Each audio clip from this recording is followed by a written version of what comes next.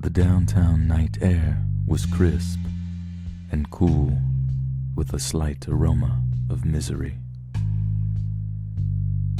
He never thought that his life would turn out the way it did. The wife, the kid, the pride, all lost along the way.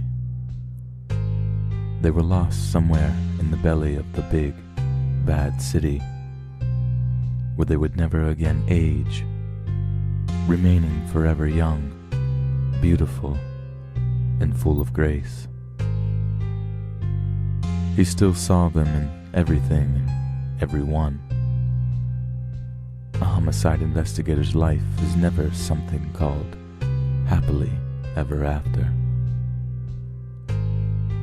Every day, Detective Chris Priest woke up, looked up, and asked why the fuck he was still around to do it all over again. It was his punishment, you see. His penance was waking up without them, still trying to make a dent of difference in this city on fire. Staring out of his window, he poured a glass of Jim Beam and asked himself in the famous words of The Clash, "Should I stay, or should I rock the Casbah?"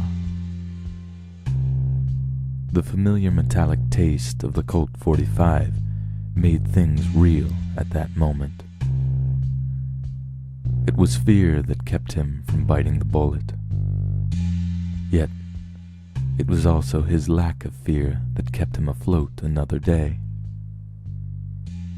It kept him doing what he did best, the only thing he cared about anymore. Fear was for the enemy. Fear and bullets. What little faith he had left hung on like a loose string. One would think Chris would have completely and utterly lost his essence, his humanity. All in a brilliant flash of fuck you dished out by fate. Much had occurred in his life since he swore in and began serving as a rookie sheriff's deputy in Lytle, Texas 17 years ago. However, in the midst of all the glory, the coolness and the climbing, Chris had his number one with a bullet, Abby. She was firecrackers on the 4th.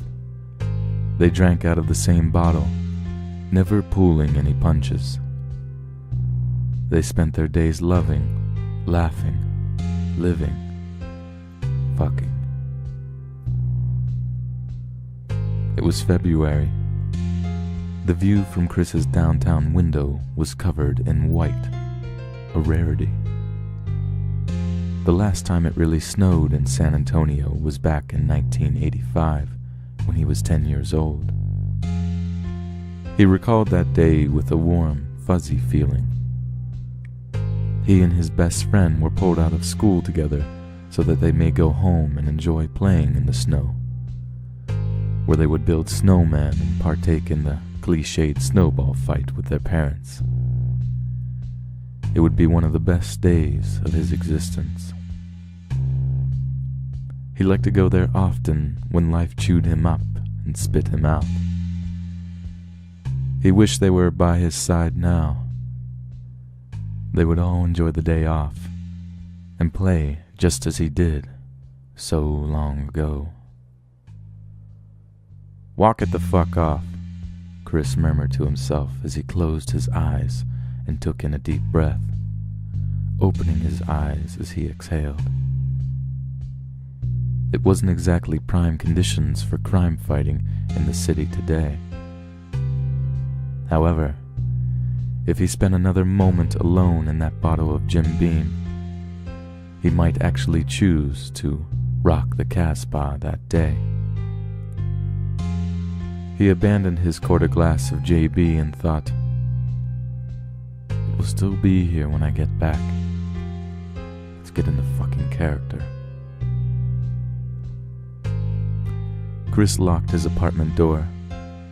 Not that he had much to steal, but it was better than coming home to an already near-empty apartment. Worst-case scenario, some scumbag would find all his booze and clean him out. That would be the icing on the chocolate cake. Booze kept him alive these days. It saved his soul. In this city, you can never lose that spark. As he locked his door, he eyeballed the hallway on the right to see if anyone was coming or going. The air was stagnant and ever ominous. Mrs. Bonner, an old broad wasting away from loneliness, was slowly walking towards the stairs, taking her morning walk as she did most mornings. Chris imagined her as the kind of woman expecting some special letter from a special someone that never arrived. He knew everybody had a story and skeletons. He imagined her once a young, beautiful dame, in love with a man and mother to 2 or 3 children. He knew he'd walk past her and she'd greet him, friendly as always, and begin the chit-chat. Most of the lost souls here preferred ignoring her. She reminded them of their own mortality. All the other ghosts of the Camino Real apartment building were stewing in their own misery and preferred to do so alone. Someday, they will have that void to fill too. The hesitation of the young was so much wasted life. They'd walk right past them like they were invisible, looking straight ahead, trying to avoid the simplicity of conversation, busy living or not living. Too busy for an old ghost. Times sure have changed. "Good morning, Chris. Going out in this mess?" she asked casually. "Good morning, Mrs. Bonner. Bad guys don't take the day off. Neither can I," he said with a smile. He figured the least he could do was take a minute or 3 to indulge her. He understood what it was to be alone in this world and recognized that big emptiness within her. They were kindred spirits in sorrow. At some point, everybody hurts. Mrs. Bonner visibly brightened up. "Huh, you're a comedian. Well, it hasn't snowed here in about 30 years. Do you remember that?" she asked Chris. "Yes, I do.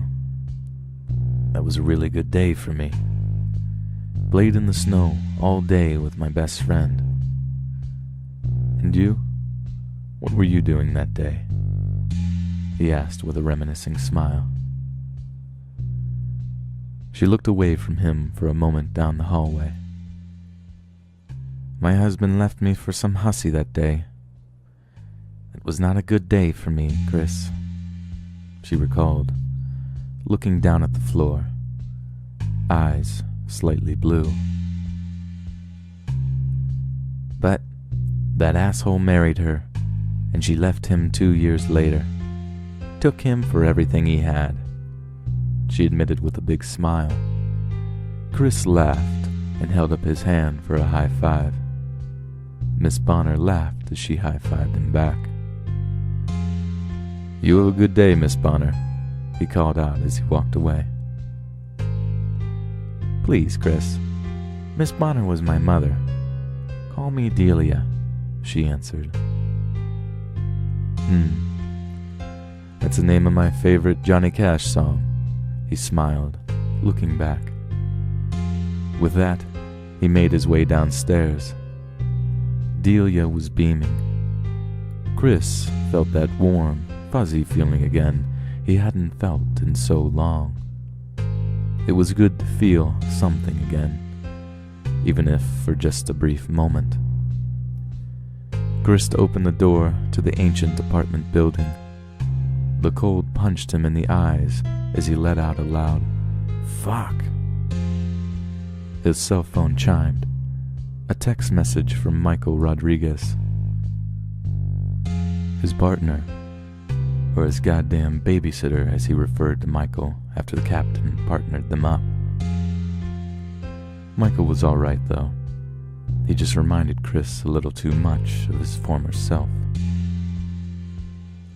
1165-1 Alamo Lane, King William District. Already here. Not pretty. Cold enough for you?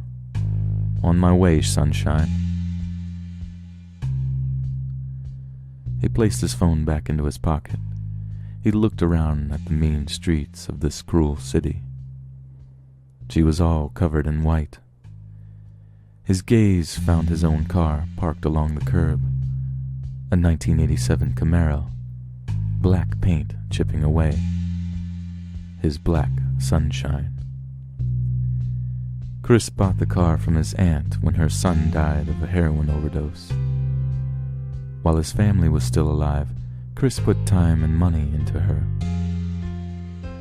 He hoped his son, Connor, would one day be proud to drive her around town, driving around the dames, living the good life of a teenage boy coming into his prime. Connor would help his dad with minor repairs and modifications on the Camaro from time to time. She was their special project. It was the only time they had anymore, usually on the weekends. However, a detective is always on call.